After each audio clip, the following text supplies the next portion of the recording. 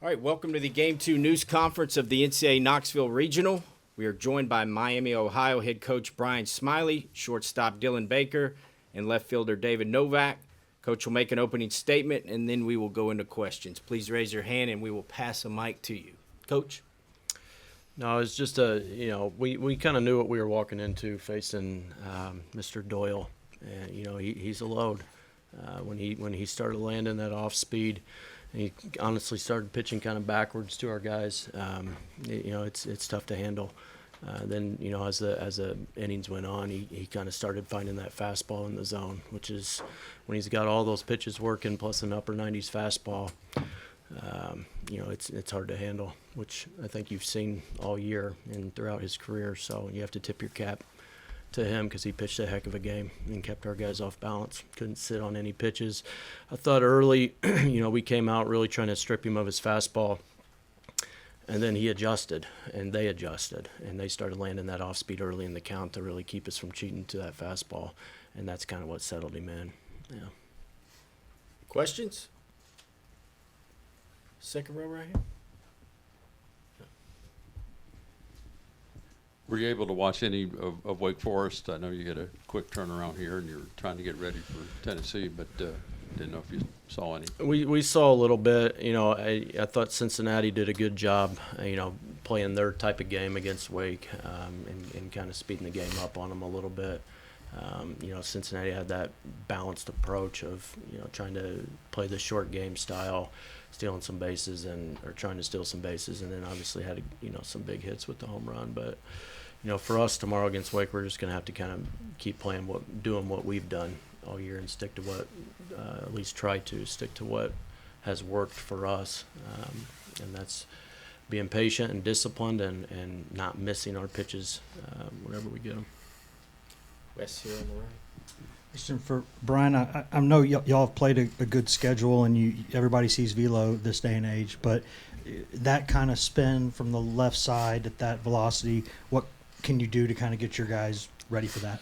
We tried everything. We've got the technology to plug him in the spin ball like everybody else, and once you're out there live, I'm speaking for these guys, they can comment on it as well. But it's a little different. Again, it's when he started landing that off speed early in the count is kind of what I wasn't in the box, these guys were, but that's kind of the separator, and that you're going to see the kid pitch in the big leagues here before long, and that's why, because he can land different pitches at any given time, and then when you get that high spin velocity, that's a load.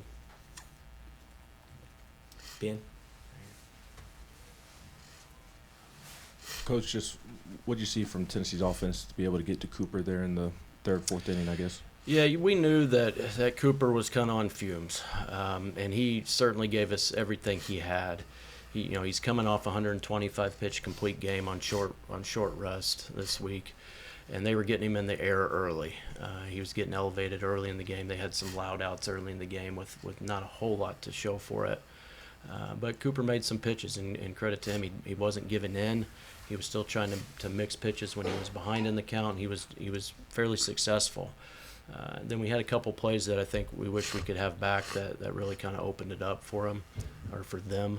But they're a physical offense, and they have bat speed up and down their lineup.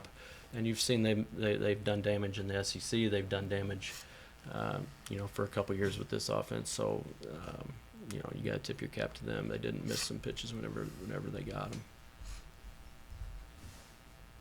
I kind of like an answer from all three of you, like a unique one. How does it feel just to play in an NCAA tournament game? I guess. It's definitely a cool experience.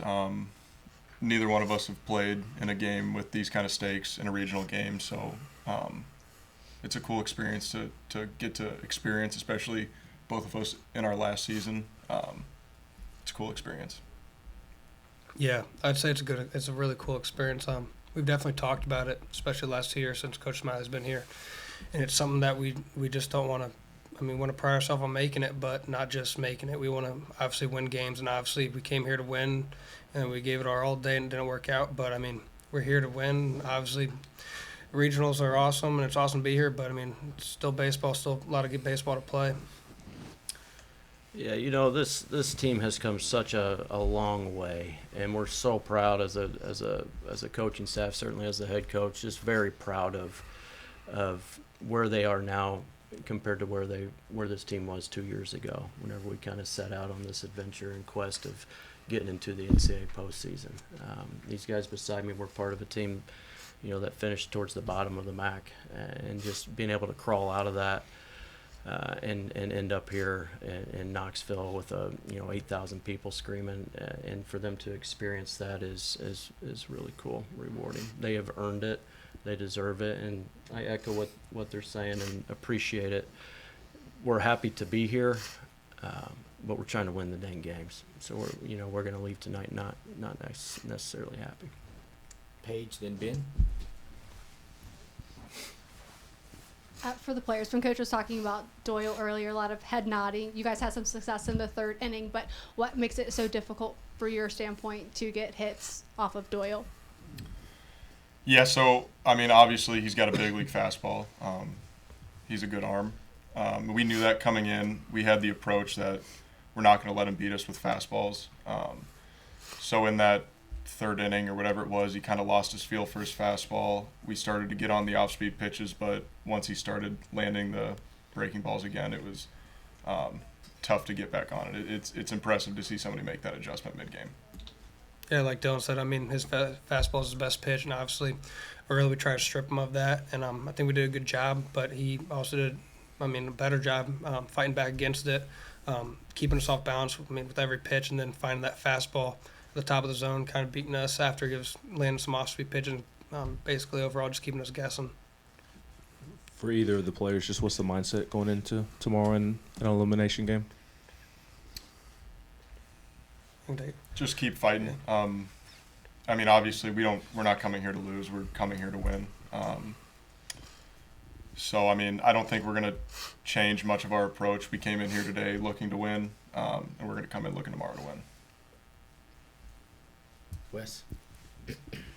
Dylan, I'm sure you obviously would have rather won the game, but not a lot of lefties have gotten to Liam there for extra base hits, and you're able to do that with 2 strikes. What's your approach against him with 2 strikes? Are you going back to a scouting report? Are you having to guess? What's going through your mind there? In that at bat specifically, I'm really just sitting on the heater, trying to stay on time for the heater and adjust everything else, and just fight off anything that's landing in the zone. Any other questions? Okay, thank you. Thanks, guys.